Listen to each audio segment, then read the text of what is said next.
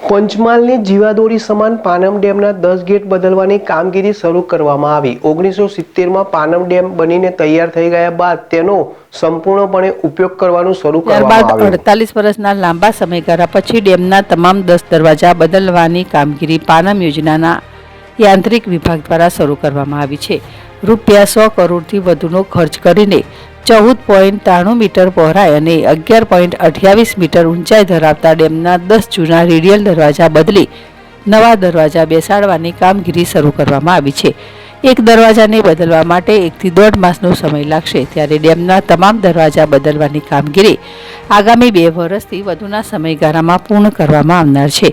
48 વર્ષ જેટલો લાંબો સમયગાળો થવાને લઈને ડેમના દરવાજાને ડેમની સુરક્ષાને ધ્યાને લઈને બદલવાની કામગીરી શરૂ કરવામાં આવી છે।